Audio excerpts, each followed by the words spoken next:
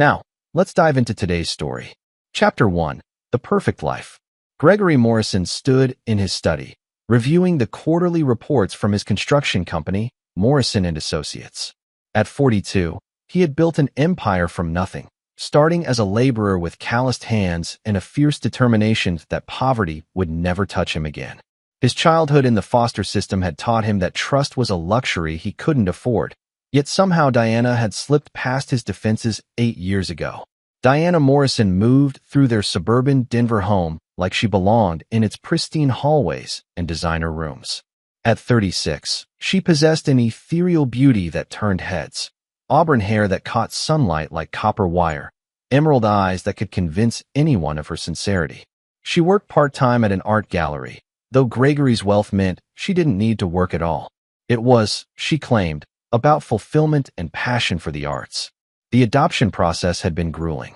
5 years of attempts at pregnancy, 3 miscarriages that had left Diana devastated and Gregory silently relieved. Children meant vulnerability, and vulnerability meant potential loss. But Diana's desire for motherhood had been relentless, and Gregory found himself agreeing to adoption to preserve the peace he'd worked so hard to build. Tommy Chun had arrived 3 months ago, a silent 5-year-old with dark eyes that seemed to hold secrets too heavy for such young shoulders. The social worker, Mrs. Patterson, had explained that Tommy had been found abandoned at a Denver shopping center. No identification, no family coming forward despite extensive searches. The boy rarely spoke, communicating mostly through nods and gestures, though child psychologists assured them this was normal for trauma cases. "Greg, dinner's ready," Diana called from the kitchen, her voice carrying that musical quality that had first attracted him at a charity gala. She was serving Tommy his favorite meal, spaghetti with plain sauce, one of the few foods he'd eat without resistance. Tommy sat at the dinner table, methodically twirling pasta on his fork. He'd gained weight since arriving, his hollow cheeks filling out, but his eyes remained watchful, always scanning exits and faces like a caged animal. Gregory found the boy's wariness oddly comforting. It reminded him of his own childhood instincts. "How was your day, sweetheart?" Diana asked Tommy, brushing his black hair from his forehead. The boy tolerated her affection but never sought it, never called her mom despite her gentle encouragement. Tommy's response was a quiet nod, his attention focused on his plate. Diana's smile faltered slightly. Gregory caught the flash of frustration she tried to hide. She'd expected instant maternal bliss, the kind portrayed in adoption blogs and feel-good movies. Reality was proving more complicated. "Mrs. Patterson called today," Diana said, turning to Gregory. "She wanted to check on Tommy's progress. I told her he's doing wonderfully." Gregory studied his wife's face, noting the slight tension around her eyes. Diana had always been skilled at presenting perfect facades. It was what made her so effective at the gallery, charming wealthy collectors into purchases. But Gregory's years in construction had taught him to read foundations, to spot cracks that others missed. After dinner, while Diana gave Tommy his bath, Gregory stepped onto their back deck. The Colorado mountains rose in the distance, their peaks touched with early autumn snow. He'd chosen this house for its isolation, 3 acres of privacy where neighbors couldn't observe their daily lives. Privacy was power, and power was protection. His phone buzzed with a text from his foreman, Bobby Martinez. "Henderson project delayed. Client wants changes to the basement foundation." Gregory grimaced. The Henderson house was a $2.3 million custom build, and delays meant cost overruns he'd have to absorb to maintain his reputation. When he returned inside, Diana was emerging from Tommy's room, closing the door softly behind her. "He's sleeping," she whispered. Finally, they settled in the living room, Diana curling up beside Gregory on their Italian leather sofa. The gas fireplace cast dancing shadows across walls adorned with Diana's carefully selected artwork, pieces that suggested cultured sophistication without being ostentatious. "I've been thinking," Diana said, her fingers tracing patterns on Gregory's chest. "Maybe we should consider therapy for Tommy. He's been here 3 months, and he still won't speak to us properly."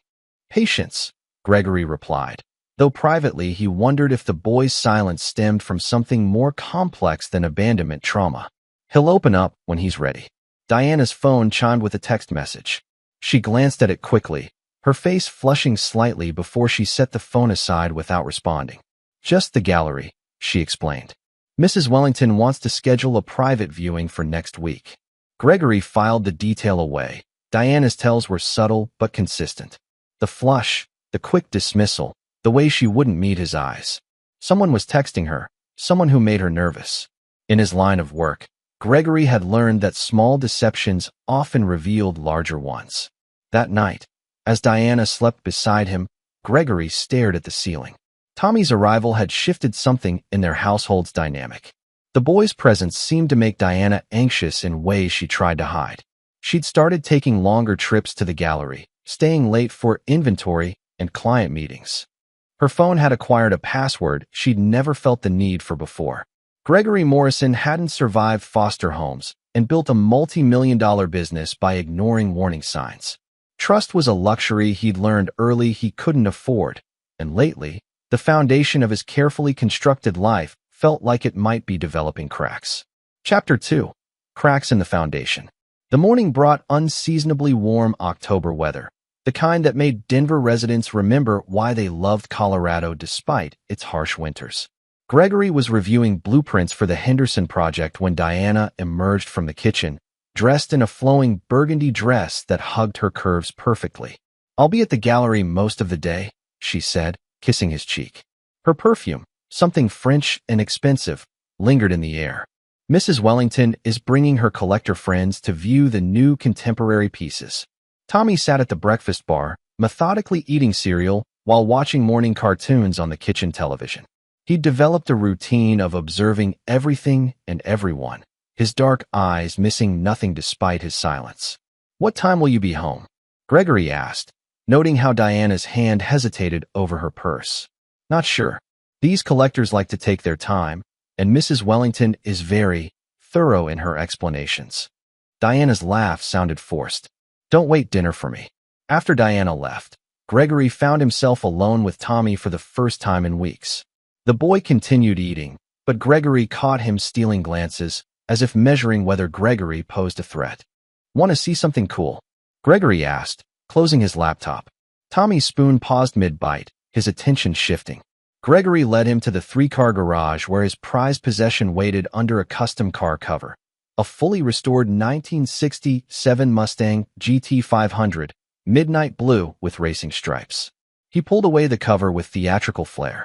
Tommy's eyes widened, the first genuine emotion Gregory had seen from the boy. For the next hour, Gregory explained the engine, let Tommy sit in the driver's seat, and showed him the tools he used for maintenance. Tommy didn't speak, but he listened intently, occasionally nodding or pointing at parts that interested him. "This was my father's," Gregory lied smoothly. The truth, that he'd never known his father and had bought the car as a symbol of the family he'd never had, was too complex for a 5-year-old. "He taught me that things worth having are worth protecting." Tommy ran his small hands over the dashboard, his expression serious. For a moment, Gregory felt an unexpected connection to the boy. They were both survivors, both carrying secrets, both learning to navigate a world that demanded they trust despite every instinct warning them otherwise. That evening, Diana returned home later than expected, her cheeks flushed and her hair slightly disheveled. "The collectors love the new Hartwell piece," she announced, setting her purse down with practiced casualness. "Mrs. Wellington thinks we might have interested them in the sculpture series as well." Gregory noted the details. Diana's lipstick had been reapplied recently, but imperfectly. Her dress showed wrinkles that suggested she'd been sitting for extended periods. Most telling, she avoided his eyes while speaking, focusing instead on sorting through mail that had already been sorted. "Long day at the gallery," he observed neutrally. "You know how these private viewings go? Lots of talking, lots of wine." Diana moved to the kitchen, her movements slightly too quick. "How was Tommy today?" "Good. We worked on the Mustang." Gregory watched her reaction carefully. Diana's shoulders tensed almost imperceptibly. She'd always disliked his attachment to the car, claiming it was too dangerous for a family vehicle. "That's nice," she said, her voice lacking conviction. "I should check on him." As Diana headed upstairs, Gregory noticed her phone screen light up with a notification. She grabbed it quickly, her thumb swiping to clear the message before reading it fully. Another tell, Diana was naturally curious about her messages, always reading them completely before responding. Later that night, Gregory lay awake listening to Diana's breathing. She'd claimed exhaustion and gone to bed early, but her sleep seemed restless, her body tense even in unconsciousness. He waited until her breathing deepened, then carefully slipped from bed. In his study, Gregory opened his laptop and began what he did best, research and planning. Diana's gallery employed 12 people, including 2 part-time assistants. Mrs. Wellington was indeed a regular client, a wealthy widow who collected modern art with more enthusiasm than taste. The gallery's website showed several recent acquisitions, including works by an artist named Michael Hartwell, whose contemporary pieces commanded substantial prices. Gregory's construction business had taught him to investigate thoroughly before committing resources. Background checks on subcontractors, financial verification of clients, detailed research on suppliers. Due diligence was what separated successful contractors from bankrupt ones. Applying those same skills to his personal life felt natural, almost necessary. He started with Diana's phone records, accessible through their shared family plan. The past 3 months showed a pattern of increased calls to numbers not in her contact list. One number appeared frequently, often during hours when Diana claimed to be at the gallery, but before the gallery officially opened. Cross-referencing the phone number with online databases yielded limited results. It was registered to a business called Holloway Consulting, with an address in downtown Denver. Further investigation revealed that Holloway Consulting was a shell company with minimal online presence and no listed employees. Gregory's instincts, honed by years of navigating construction industry corruption and deceit, were screaming warnings. Diana was lying about something significant, and whatever she was hiding involved someone careful enough to obscure their identity through layers of misdirection. The next morning brought crisp air and clear skies. Diana seemed more relaxed, humming while she prepared breakfast for Tommy. She wore jeans and a sweater, casual clothes that suggested she planned to stay home. "No gallery today?" Gregory asked, pouring coffee into his favorite mug. "Inventory day," Diana replied without hesitation. "Very boring. I thought I'd stay home with Tommy, maybe take him to the park." Tommy looked up from his cereal, his expression thoughtful. Gregory caught the boy's eye and saw something there. Not exactly comprehension, but awareness. Tommy understood more than he let on. "Sounds perfect," Gregory said, meaning it. If Diana was indeed staying home, it would be the first time in weeks she'd spent a full day with Tommy without claiming urgent gallery business. As Gregory left for work, he noticed Diana's phone buzzing on the kitchen counter. She grabbed it quickly, her face paling as she read the message. When she looked up and saw Gregory watching, she forced a smile. "Mrs. Wellington," she explained. "She wants to schedule another viewing." But Gregory had seen enough of the message to know it wasn't from an elderly art collector. The sender's name had started with V, and the visible text had read, "Need to talk. Urgent." Diana was lying, and Gregory Morrison had never forgiven a liar in his life. Whatever game his wife was playing, he intended to discover the rules and then rewrite them in his favor. Chapter 3: The Revelation. 3 weeks later, Gregory had assembled a disturbing pattern. Diana's mysterious calls always coincided with extended gallery business. Her car's GPS showed trips to locations that had nothing to do with art, parking lots near hiking trails, a storage facility on the outskirts of Denver, and repeatedly to a residential address in Cherry Creek that belonged to someone named Vincent Holloway. Vincent Holloway, Gregory had discovered, was 38 years old, unmarried, and owned 3 properties in Colorado. His business consulting firm was legitimate but small-scale, focusing on helping restaurants streamline operations. Most interesting was what Gregory couldn't find.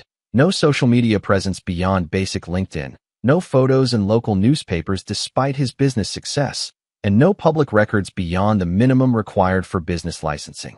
Gregory was examining financial records in his study when Tommy appeared in the doorway, his small frame silhouetted against the hallway light. The boy rarely ventured into Gregory's private space, preferring to observe from safe distances. "Can't sleep?" Gregory asked gently, closing the laptop. Tommy nodded, padding across the room in his dinosaur pajamas. Without invitation, he climbed into the leather chair beside Gregory's desk, drawing his knees to his chest.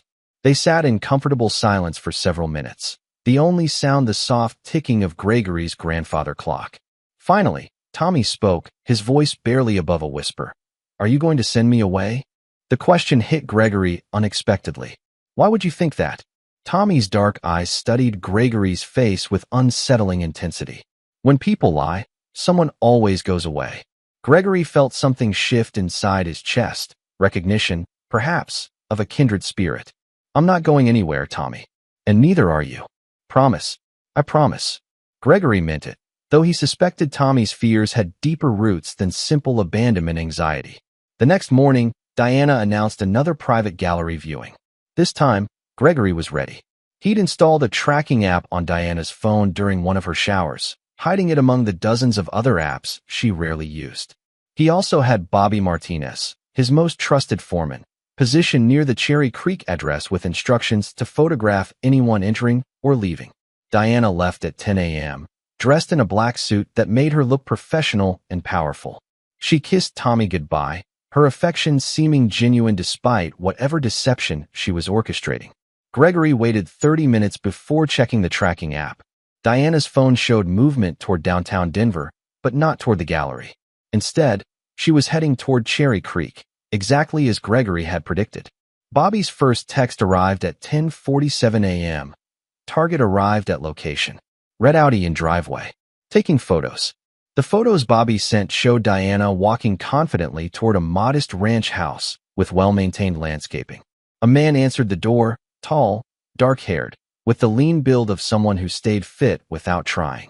Vincent Holloway, Gregory assumed, though the distance made facial features unclear. Gregory spent the day working on project estimates, his mind only half focused on square footage calculations and material costs. At 3:30 p.m., Bobby sent an update. Target still inside. No movement.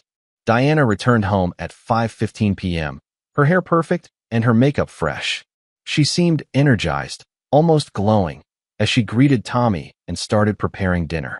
Gregory watched her move through their kitchen with practiced ease, noting how she hummed under her breath, something she only did when particularly happy. "Good day at the gallery?" he asked, accepting the glass of wine she offered. "Wonderful. The new installation is getting fantastic response. Mrs. Wellington thinks we might sell the entire collection by Christmas." Diana's smile was radiant, completely convincing to anyone who didn't know about Cherry Creek and Vincent Holloway. That evening, Gregory made his decision.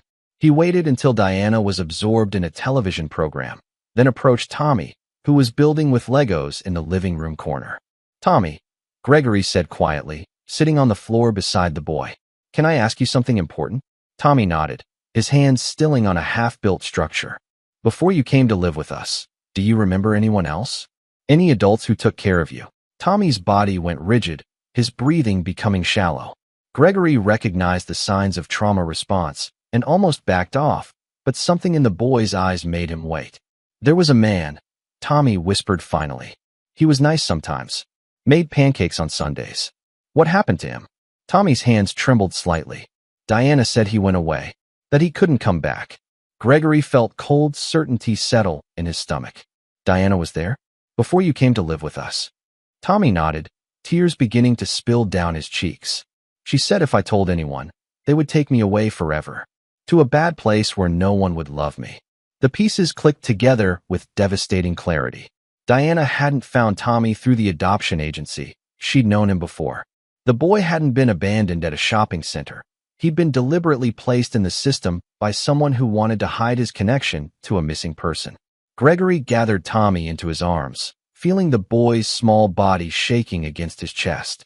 "It's okay," he murmured. "You're safe now. I won't let anyone hurt you or take you away." But even as he spoke the comforting words, Gregory's mind was already working, planning, calculating the scope of his wife's betrayal. Diana hadn't just been having an affair. She'd manipulated the adoption system to acquire a child who could connect her to a man's disappearance. She'd turned their home into a hiding place for evidence of something far worse than adultery. The next evening brought the moment Gregory had been unconsciously preparing for. They were watching the 10 o'clock news when the anchor announced a special report about missing persons in the Denver area. Gregory felt Tommy stiffen beside him on the couch, the boy's attention suddenly laser-focused on the television screen. Denver police are renewing their search for Vincent Holloway, who disappeared 14 months ago from his Cherry Creek home, the anchor reported. The screen filled with a photograph, the same man Bobby had photographed answering Diana's knock earlier that week. Tommy's small hand gripped Gregory's arm with surprising strength.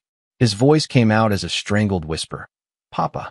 Gregory's blood turned to ice as he registered Diana's reaction. Her face had drained of all color, her wine glass slipping from nerveless fingers to shatter on the hardwood floor. She stared at the television screen like she was seeing a ghost. "Tommy," Gregory said carefully, "what do you mean?" The boy looked between Gregory and Diana, his young face showing a confusion too complex for his years. When he spoke again, his voice carried the weight of secrets he'd been forced to carry alone. "Mom knows him," Tommy whispered, pointing at Diana. "She told me Papa went away forever. But he's still here, isn't he?" Diana's mouth opened and closed soundlessly, her carefully constructed lies crumbling in real time. Gregory studied his wife's face and saw not just guilt, but fear, the kind of terror that came from realizing that the perfect crime was about to unravel. Gregory Morrison had spent his entire adult life building walls between himself and potential betrayal. He'd thought those walls were strong enough to protect him from the kind of devastation that could destroy everything he'd worked to create. He'd been wrong. But Diana had made a critical error in her calculations. She'd assumed that Gregory's love for her would make him weak, would make him forgive, would make him choose willful blindness over painful truth. She didn't understand that Gregory Morrison had never forgiven anyone who betrayed him. Not the foster families who'd abused his trust, not the business partners who'd tried to cheat him, and certainly not the wife who'd made him an unwitting accomplice to kidnapping and fraud. Diana was about to learn that when you betray Gregory Morrison, the consequences are swift, permanent, and exactly as ruthless as the man you chose to cross. Chapter 4. Unraveling Threads. Gregory maintained his composure through the rest of the evening news, his face revealing nothing of the fury building inside him. Diana had recovered from her shock enough to stammer excuses about being tired and having a headache. She disappeared upstairs early, claiming she needed sleep before another busy day at the gallery. Tommy had withdrawn into himself again, the brief moment of trust dissolving back into the protective silence he'd maintained since arriving. Gregory tucked the boy into bed, whispering reassurances that everything would be okay, though he wasn't sure how he could make that promise true. In his study, Gregory began the methodical investigation that had made him successful in construction. Start with the foundation and work upward, examining every support beam until you understand the entire structure. Diana's deception was a building he intended to dismantle piece by piece. The adoption paperwork told a story that now made sinister sense. Tommy had been found at Park Meadows Mall with no identification, no witnesses to his abandonment. The investigating officer was Detective Lisa Reeves, a 20-year veteran with an exemplary record. But Gregory noticed something the official reports had missed. The security camera footage from the mall had been mysteriously corrupted for the specific time frame when Tommy was discovered. Gregory's phone buzzed with a text from Bobby Martinez. "Got something you need to see. Private photos from Cherry Creek surveillance. Can you meet tomorrow?" At 2 a.m., unable to sleep, Gregory found himself standing outside Tommy's bedroom door. The boy was awake, sitting up in bed and staring out the window at the dark Colorado landscape. "Nightmares?" Gregory asked softly. Tommy shook his head. "I dream about the before place. About Papa making pancakes and teaching me to throw a baseball." His voice carried a maturity that broke Gregory's heart. "Diana said if I remembered out loud, bad people would come and hurt us both." Gregory sat on the edge of the bed, his massive frame making the child-sized furniture seem absurdly small. "Tommy, I need you to understand something. What Diana told you wasn't true. Remembering isn't dangerous, forgetting is. And I'm going to make sure the bad people can't hurt anyone anymore." "Are you one of the bad people?" Tommy asked with devastating directness. Gregory considered the question seriously. By conventional standards, what he was planning probably qualified as criminal. But Tommy deserved honesty, even if he couldn't understand its full implications. "I'm someone who protects the people I care about," Gregory said finally. "Sometimes that means doing things that other people might not understand." Tommy nodded as if this made perfect sense. "Will you protect me from Diana?" The question hit Gregory like a physical blow. A 5-year-old child was asking for protection from the woman he'd trusted with their future, the woman he'd thought would be Tommy's loving mother. Yes, Gregory promised. I will always protect you from anyone who wants to hurt you. The next morning, Diana seemed determined to project normalcy. She made elaborate French toast for breakfast, chatted brightly about plans for redecorating Tommy's room, and kissed Gregory goodbye with lingering affection that now felt like theater. Gregory met Bobby Martinez at a diner near the construction site, choosing a corner booth where they couldn't be overheard. Bobby was a stocky man in his 50s with intelligent eyes and a reputation for discretion, qualities that had made him Gregory's most trusted employee. "This is some serious shit, boss," Bobby said without preamble, sliding a manila envelope across the table. "That house in Cherry Creek. I talked to the neighbors. Guy who lives there hasn't been seen in over a year, but someone's been maintaining the property. Lawn service, pool cleaning, mail pickup, all paid for in advance." The photographs inside the envelope told a story that made Gregory's stomach clench. Diana entering the house with her own key.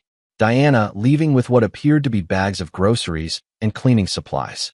Most damning, Diana talking animatedly with a man whose face was clearly visible in several shots. Vincent Holloway, very much alive despite being listed as missing for 14 months. "There's more," Bobby continued, lowering his voice. "I ran the license plate on that red Audi, registered to a Rebecca Holloway, Vincent's sister. But according to DMV records, Rebecca died in a car accident 3 years ago. Someone's been using her identity to maintain bank accounts and credit cards." Gregory studied the photographs with growing amazement at the scope of Diana's deception.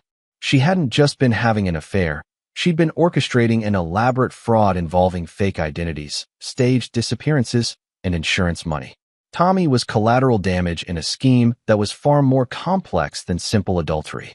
"Bobby, I need you to do something for me," Gregory said, his voice deadly calm. "I need you to find out everything about Vincent Holloway's finances. Bank accounts, insurance policies, investments, debts, everything. And I need to know who benefits from his disappearance." Bobby nodded grimly. "What about your wife? What about her? You going to confront her? Call the cops." Gregory smiled, and Bobby recognized the expression from construction sites when contractors try to cheat them. It was the smile of a man who had just figured out how to turn a disadvantage into total victory. "No," Gregory said. "I'm going to give her exactly what she thinks she wants." That afternoon, Gregory made a call to his insurance agent, a nervous man named Harold Kimball, who handled policies for most of Gregory's business interests. Gregory explained that he wanted to increase his life insurance coverage significantly, from $1 million to $5 million, with Diana as the primary beneficiary. "That's quite an increase, Mr. Morrison," Harold said uncertainly. "The insurance company will require medical examinations, financial documentation." "Whatever they need," Gregory interrupted. "Money isn't an issue. I just want to make sure my family is provided for if something happens to me." Gregory's next call was to his lawyer, Patricia Hennessy, a sharp woman in her 60s who'd handled his business contracts for 8 years. He scheduled a meeting to update his will, explaining that he wanted to ensure Tommy's future was protected. The pieces of Gregory's counterplan were falling into place with the precision he brought to construction projects. Diana thought she was manipulating him, but Gregory had spent his entire career reading blueprints, understanding load-bearing structures, and recognizing when foundations were compromised. Diana's foundation was about to collapse, and Gregory intended to control every aspect of the demolition. That evening, Diana seemed unusually affectionate, curling up against Gregory on the couch while Tommy played with his Legos nearby. She talked about their future together, about maybe adopting another child to give Tommy a sibling, about the vacation they should take to Europe next summer. Gregory listened to her weave fantasies about their life together, all while knowing that she was planning his death. The insurance money, combined with whatever Vincent Holloway had stolen, would give Diana the freedom to disappear entirely. Tommy would be left with nothing, no family, no stability, no protection from people who viewed him as a dangerous loose end. "I love you," Diana whispered against his neck, her breath warm and seemingly sincere. "I love you too," Gregory replied, meaning it in the past tense. Later that night, while Diana slept peacefully beside him, Gregory stared at the ceiling and finalized his plans. Diana had made the classic mistake of assuming that because Gregory loved her, he was weak. She'd confused his capacity for care with an inability to strike back when threatened. Gregory Morrison had learned early in life that love was a luxury that could be weaponized against you. But hate, controlled, focused, methodical hate, was a tool that could reshape the world to your specifications. Diana had betrayed his trust, stolen from him, and threatened an innocent child's safety. Those were unforgivable sins in Gregory's moral universe, and unforgivable sins demanded permanent consequences. Tomorrow, Gregory would begin teaching Diana the difference between loving someone and being weak enough to let them destroy you. It was going to be a lesson she would never forget, in the brief time she had left to remember anything at all. Chapter 5. The Missing Man Story. Gregory's investigation into Vincent Holloway revealed a man who had lived carefully, leaving minimal digital footprints and maintaining financial arrangements that suggested someone expecting to disappear. Bank records, accessed through connections Gregory had cultivated in Denver's financial community, showed that Vincent had been systematically liquidating assets for months before his supposed disappearance. The most revealing discovery came from Vincent's neighbor, Mrs. Chun, an elderly woman who spent her days watching the neighborhood from her front window. Gregory approached her under the pretense of considering a house purchase in the area, and Mrs. Chun proved eager to share gossip about the poor missing man. Vincent was such a quiet fellow, Mrs. Chun said, pouring tea in her immaculate living room. Always polite, kept his property nice. But in the months before he vanished, he had that woman visiting constantly. Beautiful redhead, drove a white Mercedes. Diana's car. Gregory kept his expression neutral while Mrs. Chun continued. Strange thing was, she had her own key. Would come and go even when Vincent wasn't home. Sometimes she'd bring a little boy, Asian child, very quiet. The boy would play in Vincent's backyard while the woman moved things around inside the house. Did you ever see Vincent and the woman together? Mrs. Chin's expression grew thoughtful. Few times. They seemed familiar, like people who've known each other a long time. But Vincent changed after she started coming around regular. Lost weight, seemed nervous. I told my daughter something wasn't right about that situation. Gregory pressed for more details, learning that Vincent's disappearance had been preceded by several weeks of increased activity at the house. Moving trucks, cleaning services, and multiple visits from Diana, all suggesting someone preparing for a planned absence rather than a sudden vanishing. The insurance investigation records, obtained through a contact at Diana's insurance company, revealed even more damning information. Vincent Holloway had increased his life insurance to $3 million 6 months before disappearing. The beneficiary was listed as Rebecca Holloway, his supposedly dead sister, whose identity Diana was using. But the most devastating discovery came from Tommy himself. That evening, while Diana worked late at another private gallery viewing, Gregory sat with the boy and gently encouraged him to share memories from his life before adoption. Papa wasn't my real papa, Tommy said quietly, arranging toy dinosaurs in elaborate battle formations. But he was nice to me. He said I could call him that because it made us both feel less lonely. Where was your real family? Tommy's small shoulders shrugged. Never had one, I guess. I was in different houses with different people. Diana said she was going to be my new mama, and Papa was going to help take care of us. Gregory felt pieces clicking together. Did Diana live with you and Papa? Sometimes. She had her own house too, with another man. She said it was complicated, but that grown-ups sometimes had to have secrets to keep families safe. The psychological manipulation was breathtaking in its sophistication. Diana had convinced a traumatized child that lies were protection, that silence was love, that questioning adult behavior would result in abandonment. She'd used Tommy's desperate need for stability as leverage to ensure his compliance with fraud and deception. Tommy, Gregory said carefully, do you remember what happened the day Papa went away? The boy's hands stilled on his toys. When he spoke, his voice was barely audible. Diana said Papa had to go somewhere safe, but people wouldn't understand if they knew where. She said if anyone asked about him, I should pretend I never met him. Then she took me to the big store and told me to wait while she talked to some people. The mall. Diana had abandoned Tommy at Park Meadows Mall, knowing he would be found and placed in the foster system, knowing she could then adopt him and control his testimony about Vincent's disappearance. Was Papa hurt when he went away? Tommy looked up with eyes too old for his face. He was very sad. He kept saying he was sorry, that he never meant for things to get so complicated. Diana told him everything would be okay if he just did what she said. Gregory's phone buzzed with a text from Bobby Martinez. Found Vincent's workshop. You need to see this immediately. Address attached. The workshop was located in an industrial area near Denver International Airport, a nondescript building among dozens of similar structures housing small businesses and storage facilities. Bobby was waiting in the parking lot, his expression grim. Vincent Holloway is a furniture restorer, Bobby explained as they approached the building. Specializes in antique pieces, does work for museums and private collectors. But look at this. Inside the workshop, Gregory found a space that told the story of a man living in hiding. A bed was set up in one corner, surrounded by camping equipment and supplies for extended stays. The main workspace contained elaborate woodworking tools and several pieces of furniture in various stages of restoration. But what caught Gregory's attention were the documents spread across Vincent's makeshift desk. Insurance policies, bank statements, and detailed notes about asset liquidation, all in Vincent's handwriting, all suggesting someone planning a disappearance that was anything but voluntary.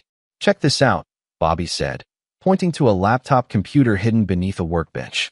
Password protected, but the screensaver shows family photos. Vincent with Rebecca, his actual sister, before she died. And look at this. The photo showed Vincent, Rebecca, and a third person Gregory recognized immediately, Diana, but younger, her hair darker, her style completely different from the elegant woman who shared his bed. They knew each other before, Gregory said, understanding flooding through him.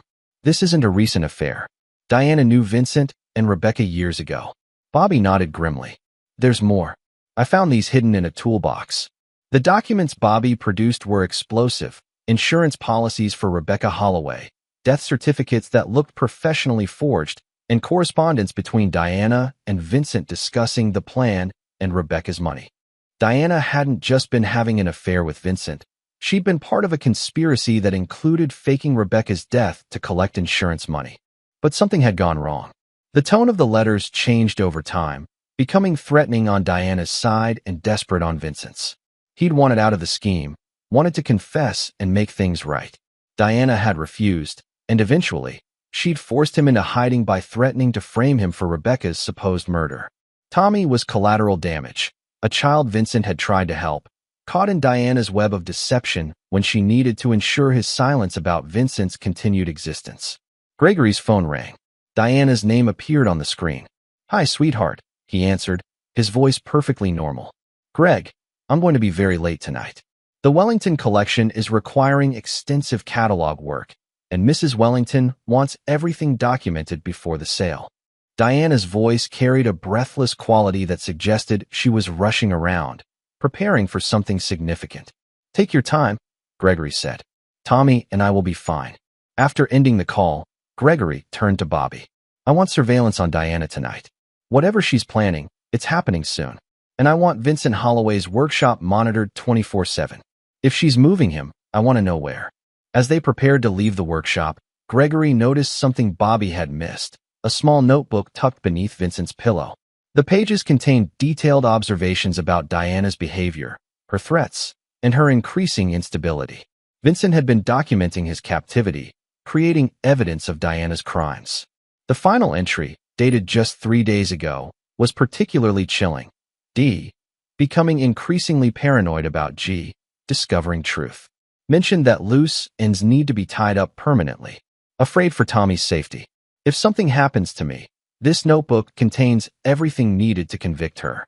Hidden spare key to storage unit 247 contains additional evidence. Gregory Morrison had entered his marriage believing he understood the woman he'd fallen in love with. But Diana wasn't just an adulteress or even a simple criminal. She was a master manipulator who'd spent years constructing an elaborate fraud, and now that her scheme was threatened, she was preparing to eliminate anyone who could expose her, including Gregory himself.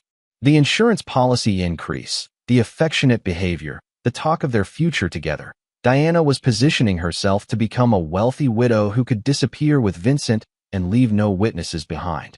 But Diana had made one critical miscalculation. She'd assumed that because Gregory loved her, he would be easy to kill. She'd forgotten that Gregory Morrison had survived foster homes, business betrayals, and construction site dangers by being harder, smarter, and more ruthless than anyone who tried to destroy him. Diana was about to learn that when you hunt a predator, you'd better be prepared for the moment when your prey decides to hunt you back. Chapter 6. The Trap is Set. Gregory spent the next morning establishing the foundation for his counterattack. His first call was to Detective Lisa Reeves, the officer who had handled Tommy's case. Gregory presented himself as a concerned adoptive father seeking information about his son's background for therapy purposes. "I understand you were the investigating officer when Tommy was found," Gregory said during their phone conversation. "We're trying to help him process his trauma, and his therapist thinks understanding his history might be beneficial." Detective Reeves was sympathetic but professional. "I can share basic information, Mr. Morrison. Tommy was found at Park Meadows Mall by security, appeared well cared for, but was non-responsive to questions. No witnesses came forward, and despite extensive investigation, we couldn't locate any family members. The security footage from that day, was it helpful in the investigation? Unfortunately, the cameras malfunctioned during the critical time frame. Technical problems with the system meant we had no visual record of how Tommy arrived at the mall or who might have left him there." Gregory thanked Detective Reeves and ended the call, knowing the camera malfunction hadn't been accidental. Diana had planned Tommy's abandonment meticulously, ensuring no evidence would link her to the scene. His next call was to Mrs. Patterson, the social worker who had facilitated Tommy's adoption. Gregory explained that they were considering family counseling and needed to understand more about Tommy's psychological evaluation from his time in foster care. Tommy was an unusual case, Mrs. Patterson admitted during their conversation. Most abandoned children show signs of neglect or abuse, but Tommy appeared to have been well cared for. His trauma seemed more related to sudden separation than to long-term mistreatment. Did he ever mention previous caregivers? He was very reluctant to discuss his past. The few times he did speak, he mentioned a man he called Papa and a woman, but he seemed afraid to provide details. We assumed he was protecting himself from painful memories. Gregory's afternoon was spent with Patricia Hennessy, updating his will and establishing a trust fund for Tommy that would ensure the boy's financial security regardless of what happened to Gregory or Diana.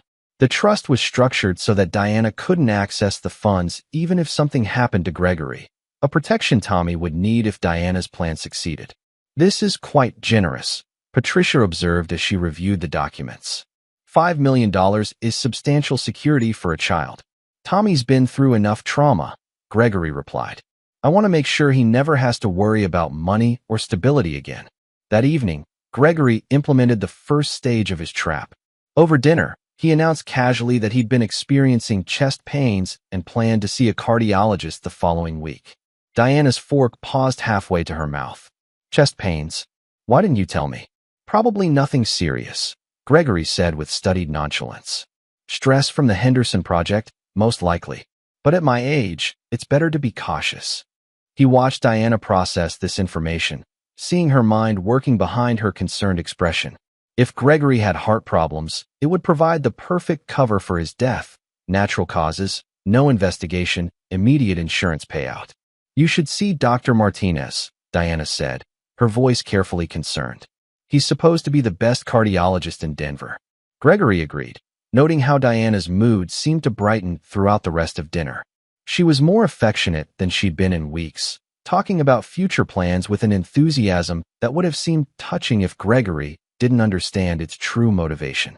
After dinner, while Diana gave Tommy his bath, Gregory received a text from Bobby Martinez. Subject: visited storage facility this afternoon. Unit 247, just like Vincent's note said. Stayed inside for 2 hours. Whatever she's planning, it's happening soon.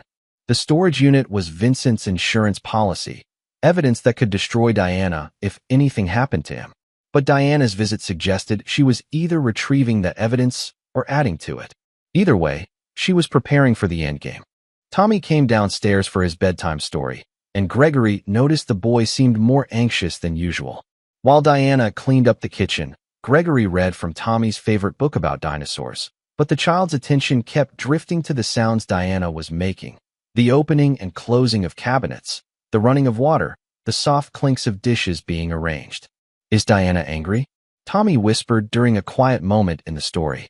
Why would you think that? She sounds like she did before Papa went away. Busy angry, like when she was planning something important. Gregory felt cold certainty settle in his stomach. Tommy's instincts, honed by months of living with people who lied professionally, were warning him that Diana was preparing for action. Tommy, Gregory said quietly, tomorrow I want you to stay very close to me. Can you do that? The boy nodded solemnly, understanding that this was more than a request. It was a survival instruction. Later that night, Gregory lay awake listening to Diana's breathing. She was restless, shifting position frequently, her body tense with anticipation. Around 2 a.m., she slipped quietly from bed and padded downstairs. Gregory waited several minutes before following, moving silently through the house he knew by touch. He found Diana in the kitchen, standing at the counter with her back to him.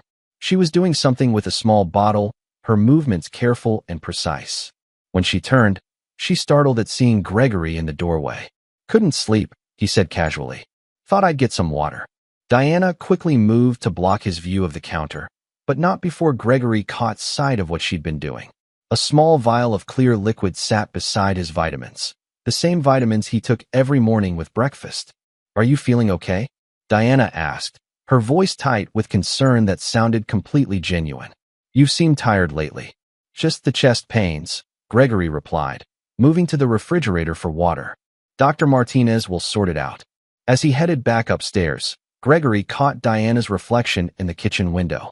She was smiling, not the warm, loving smile she showed him directly, but a cold, satisfied expression that revealed her true nature. Diana was poisoning his vitamins, probably with something that would mimic heart attack symptoms.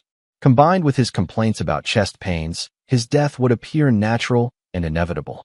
The insurance money would be paid quickly, allowing Diana to disappear with Vincent before anyone could investigate too deeply. But Gregory had one advantage Diana couldn't have anticipated. He'd been expecting her betrayal for weeks. Tomorrow morning, he wouldn't take his vitamins. Instead, he'd begin the final phase of his own plan, one that would give Diana exactly what she deserved. Gregory Morrison had built his success by understanding that in construction, timing was everything. You had to wait for the foundation to cure before adding weight, had to coordinate multiple systems to work in perfect harmony, had to anticipate problems before they became catastrophic failures. Diana thought she was about to execute the perfect crime, but she was actually walking into a trap that had been months in preparation. Gregory had spent his entire adult life building structures designed to withstand enormous pressure and destructive forces. Tomorrow, Diana would discover that betraying Gregory Morrison was like trying to demolish a building with a toy hammer. It only made the structure more dangerous to the person foolish enough to attack it. Chapter 7. Checkmate in Motion. Gregory woke before dawn, his internal clock adjusted to construction site schedules that started early and finished late. Diana slept peacefully beside him, her face relaxed and innocent-looking in the dim morning light. If he hadn't known she'd spent the previous evening preparing to murder him, he might have found her beautiful. Moving silently through his morning routine, Gregory palmed his vitamins instead of swallowing them, dumping them into a plastic bag he'd hidden in his shaving kit. The evidence would be important later, when Detective Reeves needed proof of attempted murder to support the charges Gregory was building against his wife. Downstairs, Diana was already preparing breakfast with unusual enthusiasm. She hummed while making coffee, her movements light and energetic. Tommy sat at the breakfast bar, picking at his cereal while watching Diana with the same wariness he'd shown since arriving at their house. How are you feeling this morning?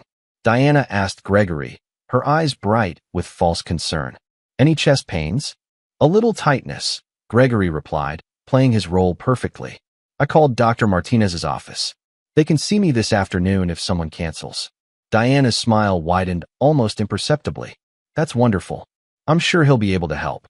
After breakfast, Gregory kissed Diana goodbye and headed to his office, but instead of going to the construction site, he drove to downtown Denver and the offices of a private investigation firm he'd used occasionally for background checks on potential business partners.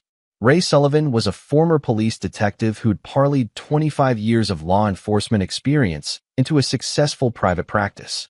He specialized in insurance fraud cases, which made him perfect for Gregory's needs. "I need surveillance on my wife," Gregory said without preamble after settling into Ray's cramped office. "She's planning to kill me for the insurance money, and I need documented evidence of her activities." Ray didn't even blink at the statement. After 2 decades investigating insurance fraud, attempted spousal murder probably seemed routine. "How do you want to handle this? Wire you up for conversations, or focus on her external activities?" "Both. I want everything documented. Phone calls, meetings, financial transactions, the works. And I want protection for my son. He's a witness to previous crimes that could implicate her." Gregory handed Ray a file containing photographs, financial records, and detailed timelines of Diana's activities. Ray studied the information with professional interest, occasionally making notes or asking clarifying questions. "This is sophisticated stuff," Ray observed. "Your wife isn't an amateur. The fake identity, the staged disappearance, the insurance manipulation, this is organized crime-level planning. Which is why I need professional documentation. When this goes to trial, I want evidence that's unimpeachable." Ray nodded, understanding the implications. "If she's planning to move against you soon, we don't have much time to set up proper surveillance. When do you think she'll make her play? Tonight or tomorrow morning? She poisoned my vitamins last night, and she thinks I'll be taking them for several more days before the dose builds up enough to trigger heart attack symptoms." "Jesus Christ," Ray muttered. "What kind of poison? I won't know until I get the vitamins tested, but probably something that mimics cardiac events. She's too smart to use anything immediately detectable." Gregory's phone buzzed with a text from Diana. "Gallery emergency. Won't be home until late tonight. Don't wait up. Love you." Ray caught Gregory's expression and raised an eyebrow. "That's not a gallery emergency, is it?" "No," Gregory replied grimly. "That's Diana positioning herself with an alibi while she finalizes her plans." The rest of the morning was spent establishing the surveillance network Ray would coordinate. Cameras at Gregory's house, trackers on Diana's car, and monitoring equipment for her phone communications. Ray also arranged for an undercover operative to watch Tommy during school hours, ensuring the boy's safety if Diana decided to eliminate potential witnesses. Gregory's afternoon appointment with Dr. Martinez was real. He needed medical documentation that his heart was perfectly healthy, establishing that any subsequent cardiac event would be suspicious. Dr. Martinez was puzzled by Gregory's request for extensive cardiac testing despite minimal symptoms, but agreed to perform a complete evaluation. "Your heart is in excellent condition," Dr. Martinez confirmed after reviewing test results. "Blood pressure normal, EKG perfect, stress test shows no abnormalities. Whatever chest pains you've been experiencing aren't cardiac-related." Gregory thanked the doctor and requested copies of all test results, explaining that he wanted them for his personal medical records. The documentation would be crucial when Diana's poison triggered symptoms that contradicted his actual cardiac health. At 4 p.m., Ray called with an update. "Your wife left the gallery at 2:30 and drove to Cherry Creek. She's been inside Vincent Holloway's house for the past hour and a half. Our audio surveillance picked up heated conversation, but we can't make out specific words. Any indication of what they're discussing? Based on body language visible through windows, it looks like an argument. Diana appears agitated. Vincent seems resistant to whatever she's proposing." Gregory wasn't surprised.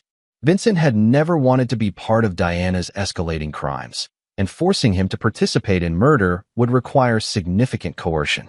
Diana was probably threatening to expose him for Rebecca's death if he didn't help eliminate Gregory. That evening, Gregory picked Tommy up from school personally, ignoring the boy's surprised questions about the change in routine. During the drive home, Gregory explained carefully that they might need to leave quickly if dangerous people came to their house. "Like when Diana took me from Papa?" Tommy asked with unsettling clarity. "Something like that. If I tell you to go to the safe room, you remember where that is."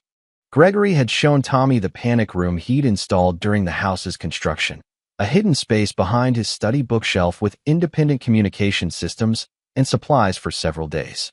It was designed for home invasion scenarios, but would work equally well for protecting Tommy from Diana. "I remember," Tommy said solemnly. "Will you come with me? I'm going to try, but if I can't, you wait there until the police come. And you tell them everything about Diana and Papa, okay? Everything she told you to keep secret."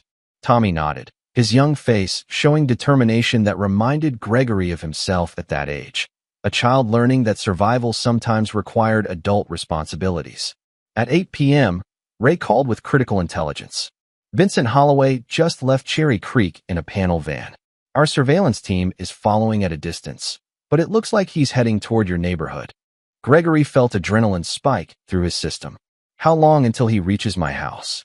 20 minutes, maybe 30, depending on traffic. And Diana? Still at Cherry Creek, but she's packing bags. Looks like she's preparing to leave town immediately after whatever happens tonight. Gregory ended the call and immediately activated the plan he'd been preparing for weeks. First, he sent Tommy to the panic room with instructions to lock the door and not come out unless Gregory or a police officer gave him the all-clear. Second, he activated recording equipment Ray had installed throughout the house, ensuring that anything Diana or Vincent said would be documented. Finally, he called Detective Reeves and reported that he had evidence of a plot to murder him, requesting immediate police response. Mr. Morrison, this is a very serious accusation, Detective Reeves said. Do you have concrete evidence of this alleged plot? I have recorded conversations, documented surveillance, and physical evidence of poison in my vitamin supplements. Vincent Holloway, the missing person from 14 months ago, is currently en route to my house with my wife's assistance. They're planning to make my death look like a heart attack. There was silence on the line as Detective Reeves processed this information. We're dispatching units to your location immediately. Do not confront these individuals yourself, Mr. Morrison. If your allegations are correct, they've already committed multiple felonies and won't hesitate to escalate to violence. Gregory agreed to wait for police assistance, but privately planned to handle the situation his own way. He'd spent his entire adult life protecting himself and his interests, and he wasn't about to trust Diana's arrest to others when she demonstrated such skill at manipulating systems and people. At 8:47 p.m., Gregory's security system alerted him to movement on his property.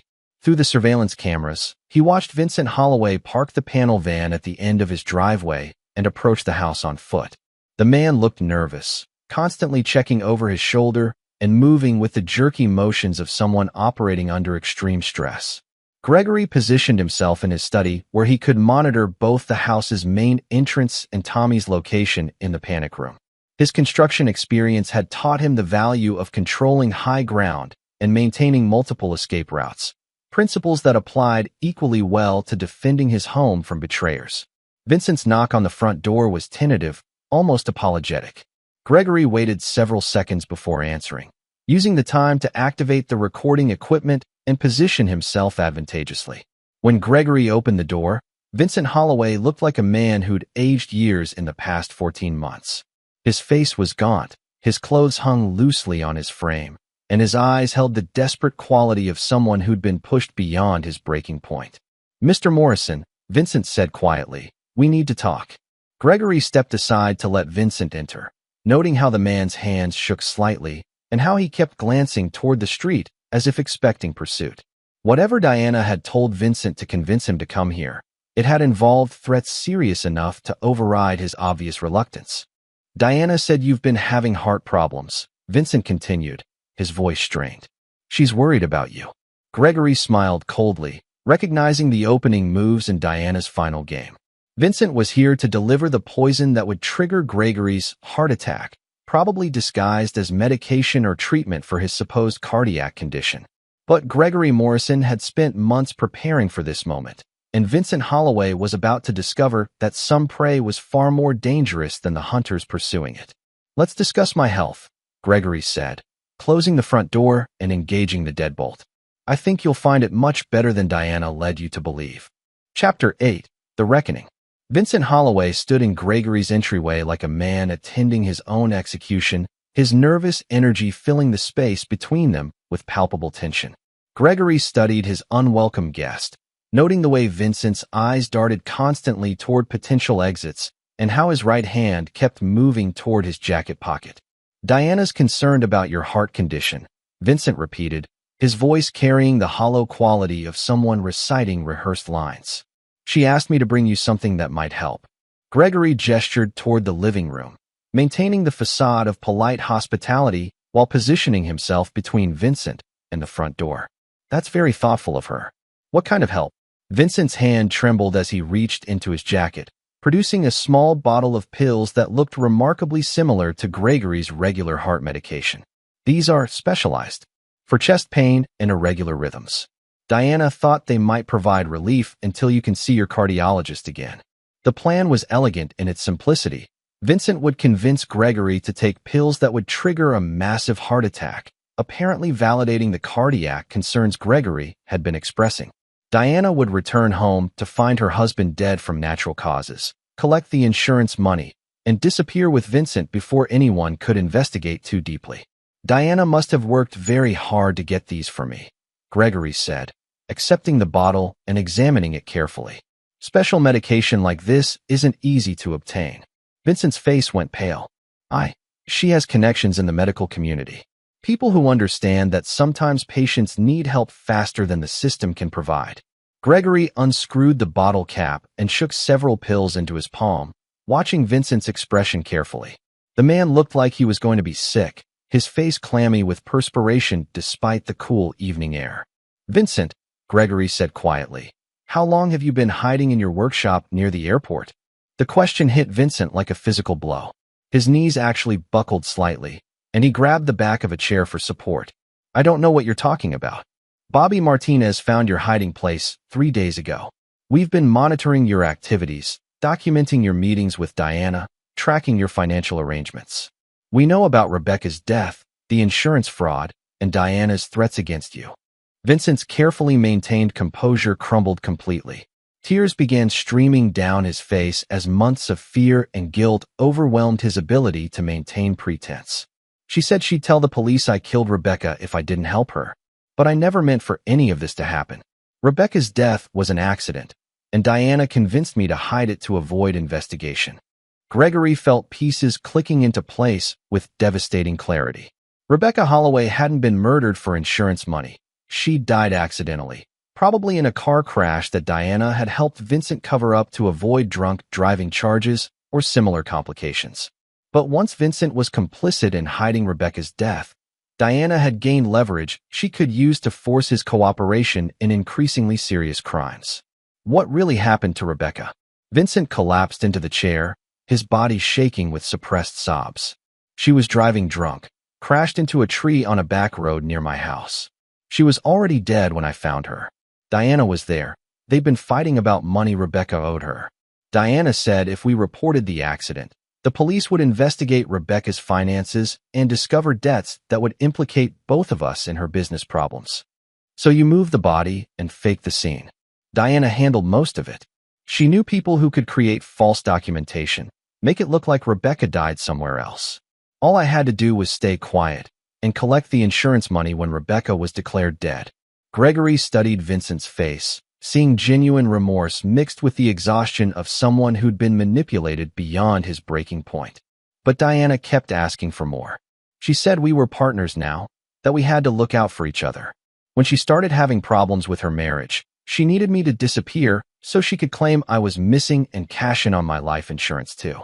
It was supposed to be temporary, just until she could divorce you and split the assets fairly. The naivety was breathtaking.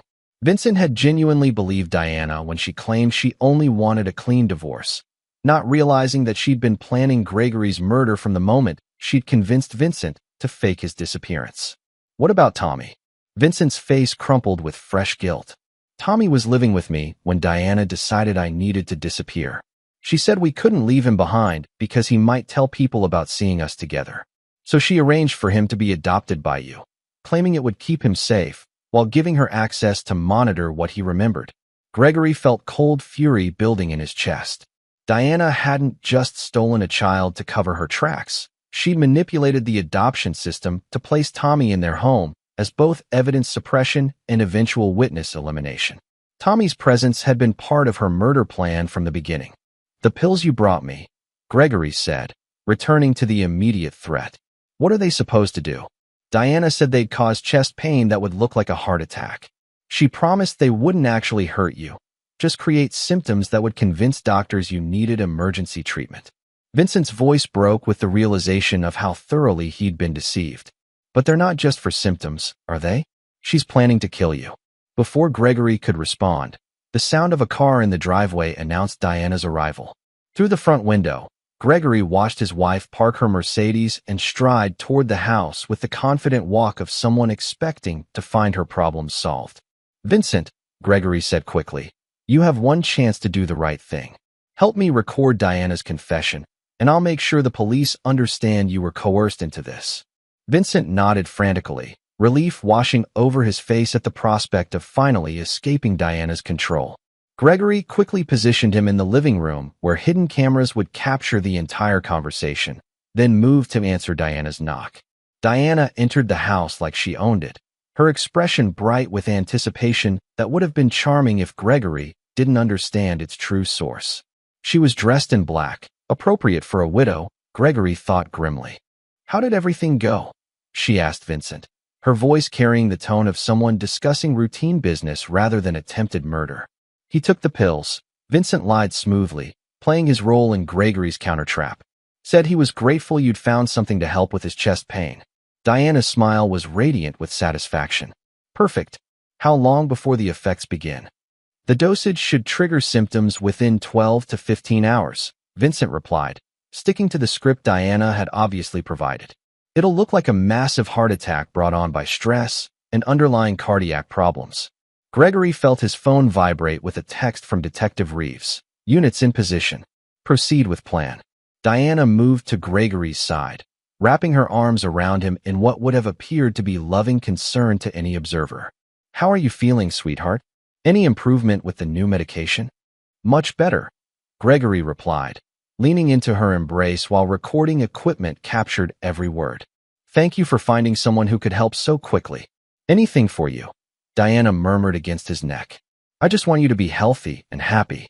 The performance was perfect, completely convincing, right up until Gregory pulled away from her embrace and smiled with cold satisfaction.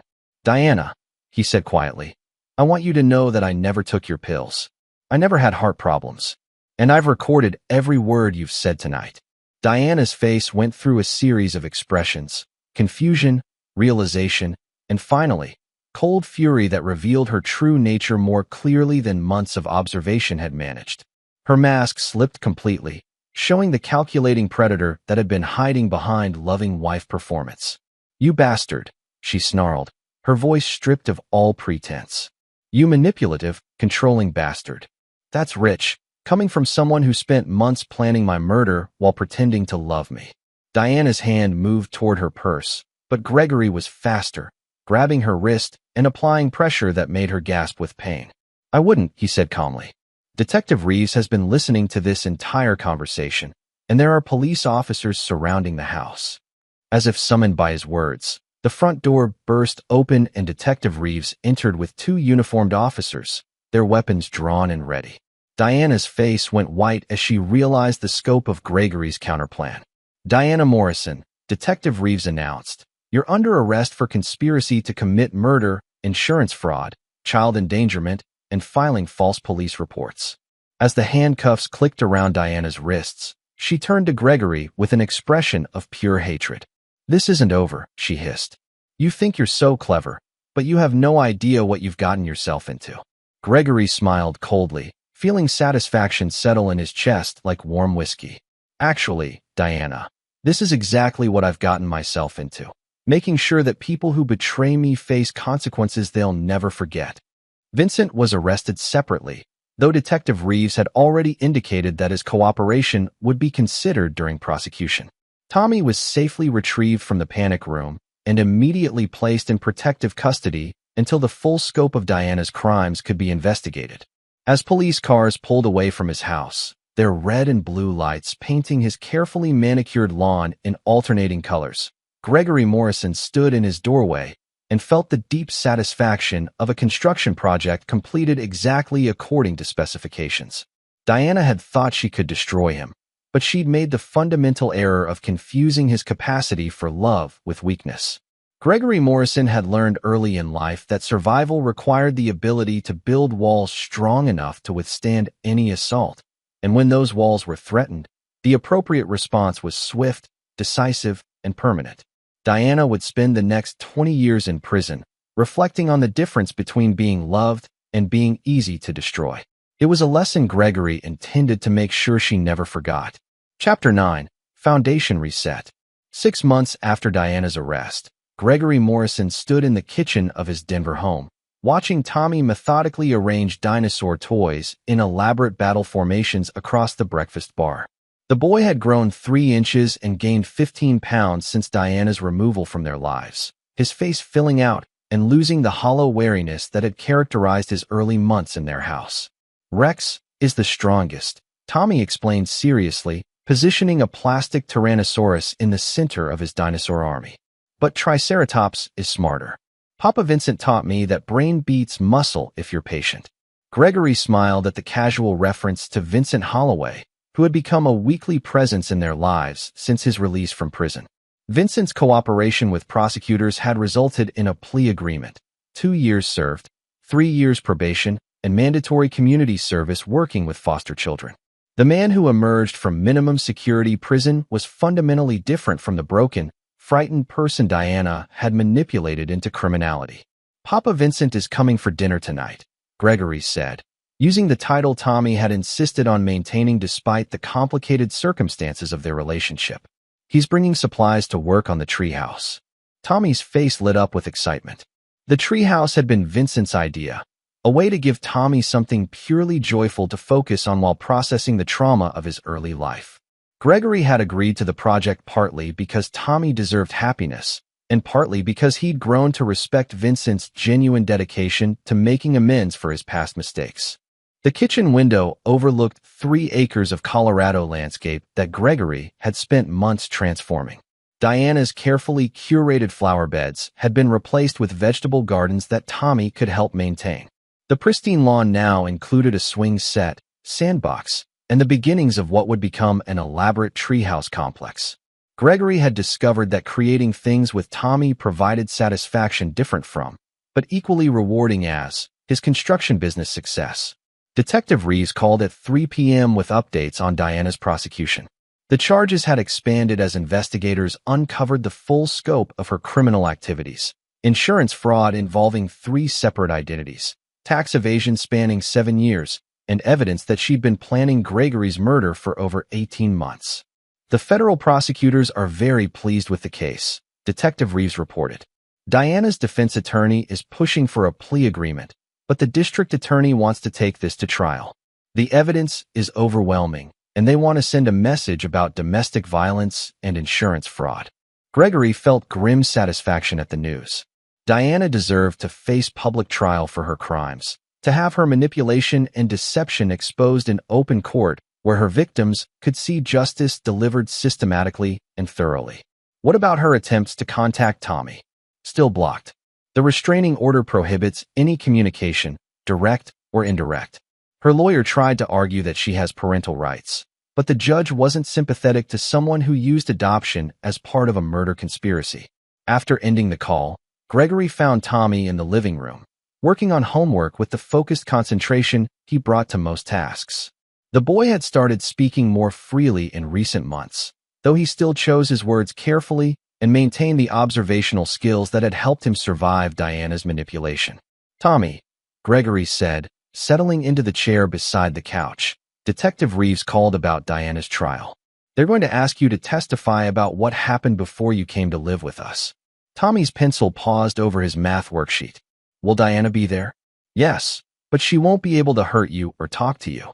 There will be lots of people making sure you're safe. Tommy considered this information with the seriousness of someone who'd learned early that adults' promises required careful evaluation. Will you be there too? If you want me to be. And Papa Vincent? He'll be testifying too, so yes. Tommy returned to his math problems, working through addition problems with methodical precision. Finally, without looking up from his worksheet, he said quietly, I want to tell them what Diana did, so other kids don't have to be scared like I was. Gregory felt something warm and proud settle in his chest. Tommy's courage in facing his trauma rather than hiding from it reminded Gregory of his own childhood resilience, though Tommy was fortunate to have support systems that Gregory had been forced to build for himself.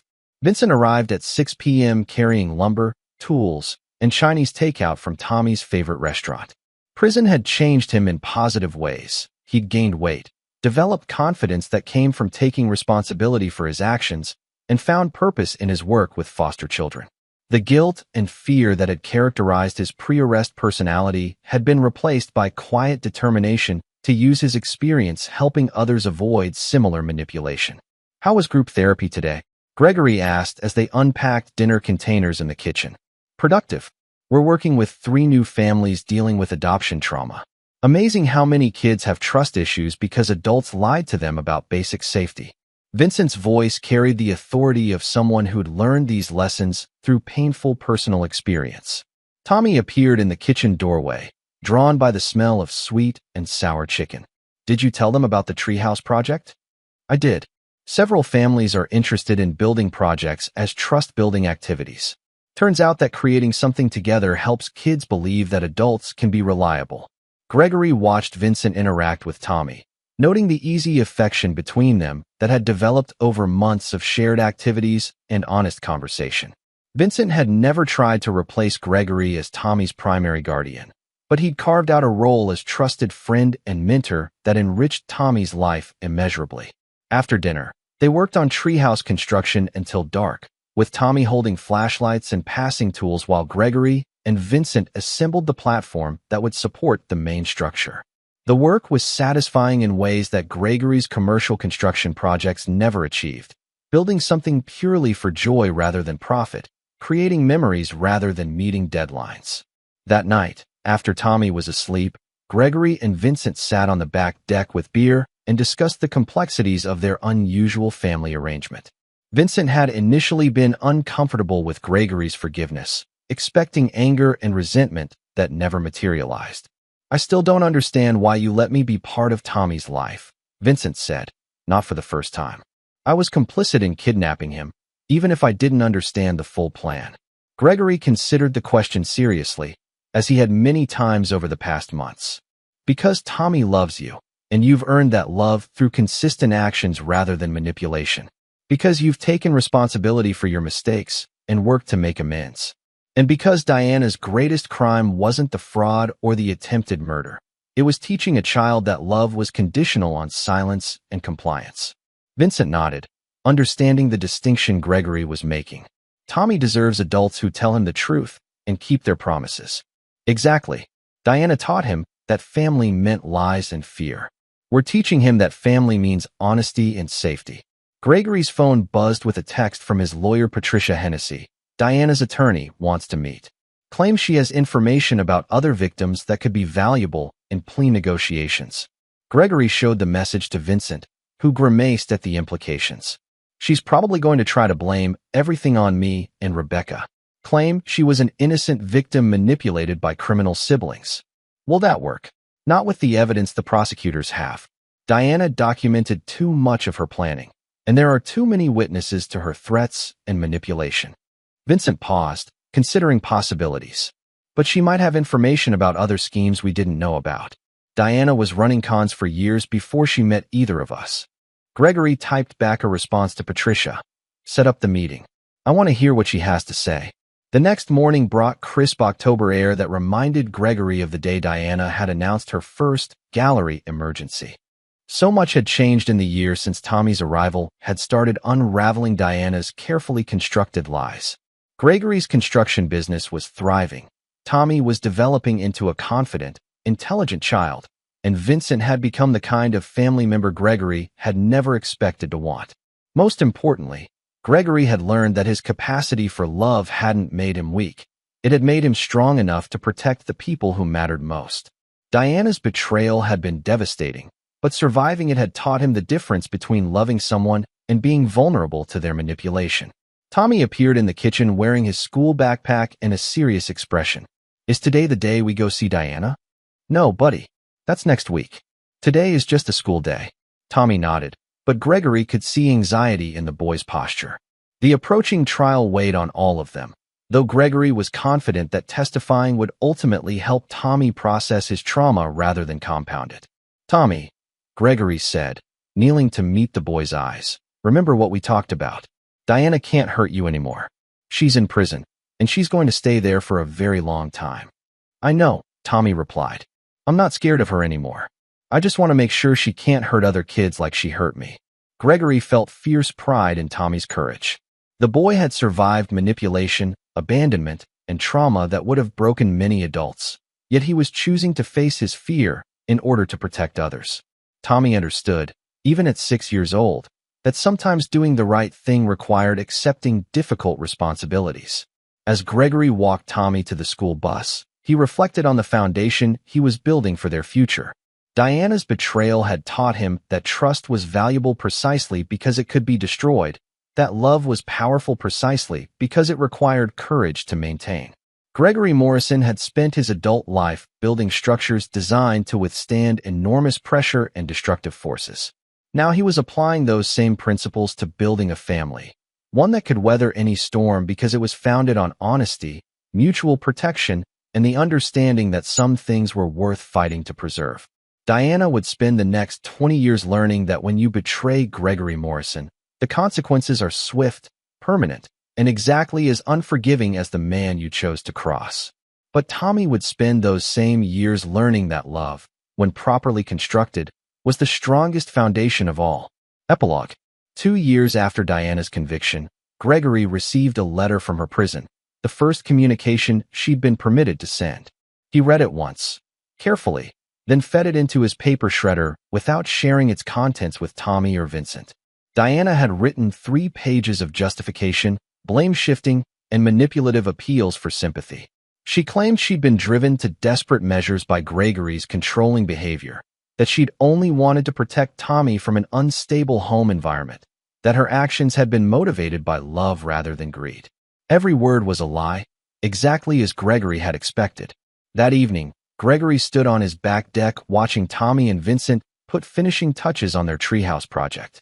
The structure had grown over 2 years into an elaborate multi-level complex complete with rope bridges, a pulley system for hauling supplies, and solar-powered lights that made evening adventures possible. Tommy, now 8 years old and 3 feet taller, directed construction operations with the confidence of someone who'd learned that his opinions mattered and his safety was guaranteed. Vincent followed Tommy's instructions with patient humor, their relationship having evolved into something that resembled traditional father-son dynamics despite its unconventional origins. Gregory Morrison had built his life on the principle that survival required strength, independence, and the wisdom to trust carefully and love conditionally. But Tommy and Vincent had taught him that the strongest structures were built not just to withstand attacks, but to provide shelter for the people who deserved protection. Diana's greatest failure hadn't been underestimating Gregory's capacity for revenge. It had been failing to understand that love, when properly constructed, was the most ruthless force in the world when threatened. She would have 23 years to contemplate that mistake. Tommy would have the rest of his life to understand what family actually meant when built on foundations of truth, trust, and the absolute certainty that some people would never stop fighting to keep him safe. Gregory thought that was a fair trade.